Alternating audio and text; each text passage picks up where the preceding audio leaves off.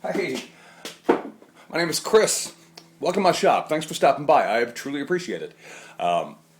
After I finished that table for my brother, I wound up with a lot of spare wood. Kind of like when I was building models as a kid, I always had parts left over. I've got extra wood. Yeah, I've been dreaming of what it would be like to work with dimensional lumber again because I think I forgot. But I've got all this wood sitting over there that is like my conscience won't let me move on until I do something with it. And it's good hardwood. I could rip it, I guess, and make little boards out of it, kind of like a craft wood thing. But that sounds boring, don't you think? So we're not going to do that. I'm going to try to do something a little different. Maybe not very conventional. And to be honest with you, I'm not even sure if it's going to work. But if you stick around, we'll find out together. This may be funny and maybe a chance for you to laugh at me, or you never know. We might come up with something. All right, stick around.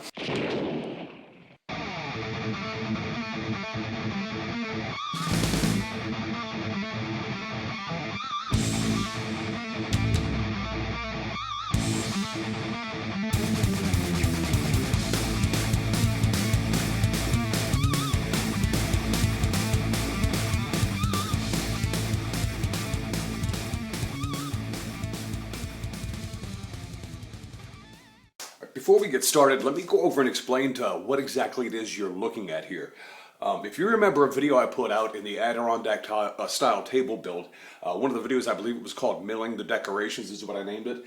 You'll remember that I used this jig in that video, and I used it to edge joint the sticks together so that there would be no gaps between them. I would be able to butt them up evenly to that. That is pretty much what this is going to be with a couple different variations. I am going to take these clamps off of this jig here, and I'll be mounting them here, here, and here on this one. But my goal here and what we'll be doing today is I'm going to be taking these logs and slicing them, about 2 inches thick each slice, and I'll be taking that slice and putting it on this jig, and I'll be edge jointing these logs on the table saw until I get them into a square form. I'm going to then glue the squares up and start making a board. But that is what this whole jig is about. I wanted to kind of explain to you what you were looking at before I actually went ahead and did this. The procedure on how I will do it is going to be a lot easier to understand when I do it than for me to try and explain that now. So that's where we're at here. I just got to mount these clamps on top here, and then we'll be good to go.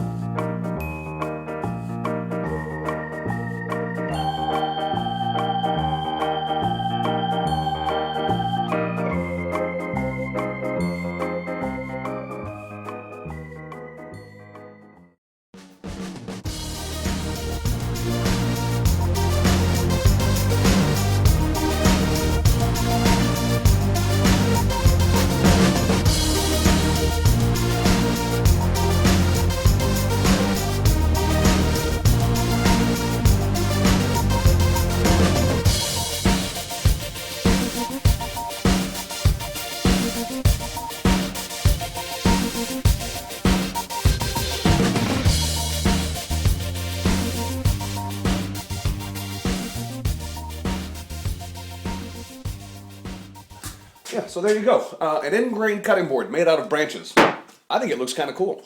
I wanted to make sure the branches were represented, so rather than route finger holes, in the side of the board, I went ahead and attached handles to it, and I used the branch to do that with. But yeah, I think it turned out okay. I wouldn't do it this way again.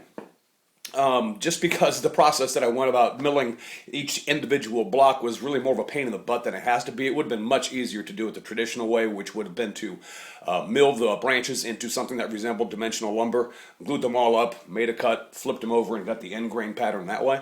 But I had the idea for the jig, and I wanted to see if it would work, and it did. It worked. It was fine, but it was just real important to make sure these squares were absolutely square, otherwise you end up with gaps in the board. But so it was a little bit more of a pain in the butt than it needed to be. But it worked out, so I'm happy about that. The finish on it was the General Finish's salad bowl finish. And I'm going to tell you the truth, I would like to have used the birch in all of the board, but I wasn't able to do that because I ran out of usable stock in birch. And I'm not sure if you're familiar with some of the scales that give you the density or the hardness factor of different types of wood, but yellow birch is about as hard as red oak. So this is a good hard wood, but this wood here and this little row of wood down here, I can tell you I don't know what wood it was, but I know that it's harder than birch because it was much harder to sand. And there was a lot of sanding that went into this. So I wouldn't do it the same way again. I would definitely make another cutting board out of branches this way because I think it kind of looks cool, but I wouldn't do it with that jig and trying to make squares and doing it individually because there are 40 individual blocks that have to be absolutely square just to get it this size. So let's be kind and say it's the end grain cutting board made in a unique way.